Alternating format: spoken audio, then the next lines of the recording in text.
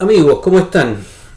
Voy a contarles un poquito o voy a hablarles un poco sobre este invento de la secta que tiene que ver con estos grupos de cristianos de una condición especial, ¿cierto?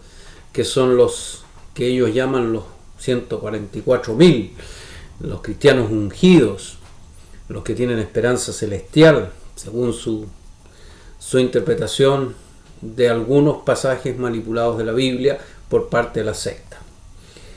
De más está decir que la secta, ¿no es cierto?, ha hecho interpretación, reinterpretación, nueva aclaración, y ahora ya con el tema del traslape respecto de los ungidos, ahí ya atentaron contra todo lo que es el conocimiento, contra todo lo que es el análisis de cualquier persona. Es un atentado a la inteligencia, digamos, no darse cuenta, no entender de que es totalmente absurda la imposición por parte de la secta de esta creencia de que los ungidos de un periodo, ¿no es cierto?, la vida de estos se traslapa con la de otro periodo, que a su vez no tienen nada que ver con las de otro periodo más adelante. Bueno, pero es un tema más o menos enredado, y en otro video voy a hablar precisamente de las explicaciones sobre el traslape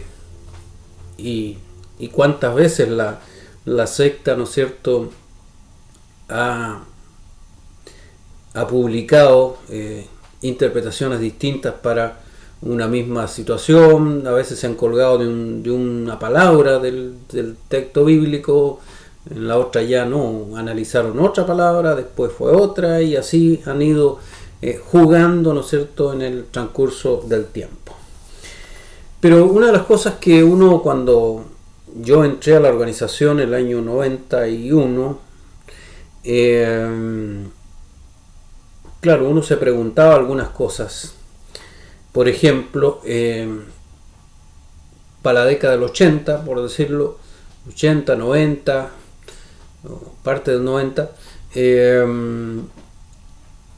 no había duda respecto de que quiénes eran los 144.000 y digamos qué pasaba con ellos en el transcurso del tiempo. Pero sí nosotros hacíamos algunas preguntas, como por ejemplo, ¿y cómo sabe alguien que es ungido? ¿Y qué pasa si un ungido falla?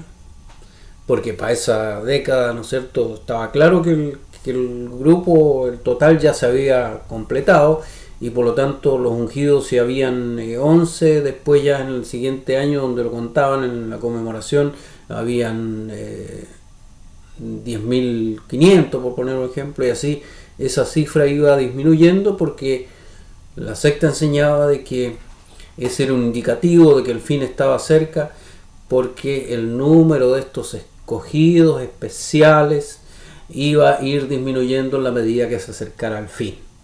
Después empezó a crecer ese número hasta los días de hoy, y no tuvieron cómo arreglar el problema, así que no encontraron nada mejor que inventar este cuento del traslape.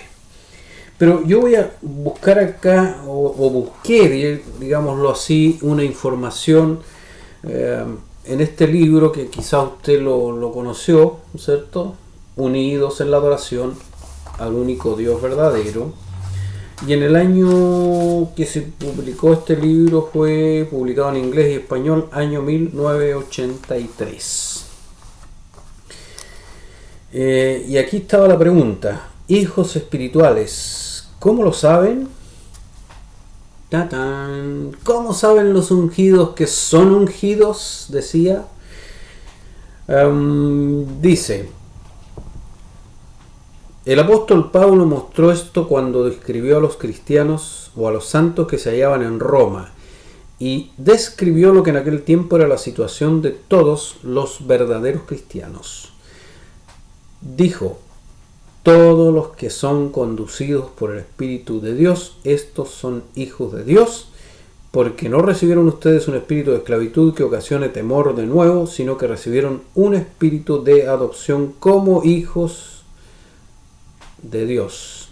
El Espíritu mismo da testimonio con nuestro espíritu de que somos hijos de Dios.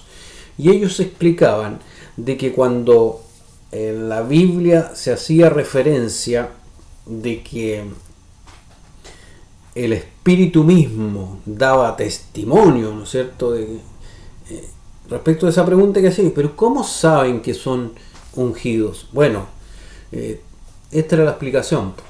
No, el Espíritu da testimonio respecto de ellos. ¿Y cuál era el Espíritu? Decían, es la fuerza activa de Dios que inspira en ellos la convicción de que han sido adoptados como hijos libres de Dios. ¿Y en qué sentido la expresión nuestro espíritu? Bueno, aquí explicaban de que los ungidos, es decir, su fuerza motivadora en la mente y en su corazón, cuando ellos buscaban en la Biblia y leían algo, ellos pensaban, esto me aplica a mí. Es decir, que los ungidos, estos seres especiales, no tenían ninguna afinidad con las cosas terrestres. Su mente estaba enfocada en lo que iba a ser su posición en los cielos junto a Jesús. Y preguntaba al libro, ¿es cierto eso de usted? Si así es, tiene un privilegio maravilloso. Pero cuidado, sería un error llegar a concluir de que si usted es una persona muy espiritual, muy predicadora, estoy tratando de traducir, o muy amorosa con sus hermanos, no, eso no es un signo de que usted sea un ungido, así que tenga cuidado con eso. Entonces ahí está la explicación absurda que daban de que ¿cómo sabe alguien que es un ungido? Bueno, dice, Dios le hace sentir algo especial. Usted es ungido. Y a su vez el ungido lee en la Biblia y dice, esto me aplica a mí, porque yo soy ungido. Es decir, a mí me aplica esta situación. Bueno, y la otra duda era ¿qué pasaba cuando un ungido fallaba? Cuando un ungido se volvía infiel a Jehová. ¿Qué pasaba allí? Bueno, mire usted, acá en la revista Atalaya de febrero del año 82, época en que no había discusión, no había traslape, ¿qué decía sobre alguno de los ungidos que pudiera fallar? Bueno, ¿qué hacía Jehová? Dice la revista. Lo lógico sería que Jehová seleccionara a alguien que hubiera estado asociado con su pueblo por muchos años y hubiera desplegado perseverancia y lealtad bajo prueba, en lugar de escoger a alguien que solo recientemente hubiera llegado a ser discípulo bautizado de Jesús y que quizás todavía no hubiera sido probado en muchos aspectos.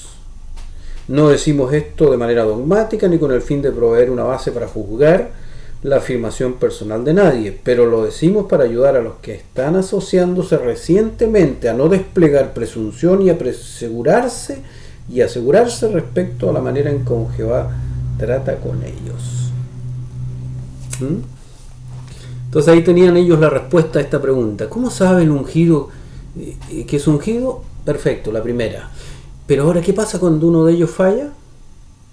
Bueno, dice Jehová, va a elegir, ¿no es cierto?, de entre los otros que se supone que en un principio Jehová dijo, no, pues si estos son los que van al cielo. Estos son. De hecho, la vida de estas personas está enfocada en eso, en ir al cielo, en gobernar con Jesús en los cielos.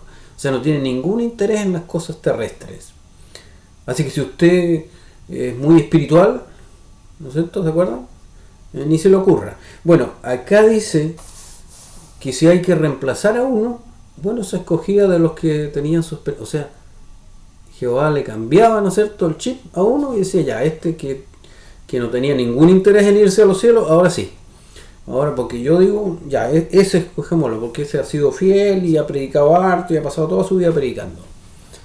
Y así explicaban una cosa, así explican otra, y así van cambiando, y así siguen y siguen en este cuento. Pero me llamó la atención esto y por eso lo quería comentar yo, porque después cuando toque el tema del traslape, si usted se fija o tuvo la oportunidad de ver el vídeo donde Davis Plain, me parece que era de estos señores acomodados allí en la sede mundial, en su explicación absurda que da del traslape, que no tiene por ninguna parte, ¿no es cierto?, cómo sustentarse bíblicamente, él pone como referencia a Frederick Franz, uno de los presidentes de la sociedad de Watchtower, y él dice que Franz se bautizó en el año 1913 y que por lo tanto fue ungido en 1914, y al ser ungido en esa fecha más o menos, de ahí empezaban a contar un periodo, ¿no es cierto?, de tiempo que llega hasta su muerte. Es otro cuento. Pero lo que yo quiero destacar acá es una persona recién bautizada, muy joven,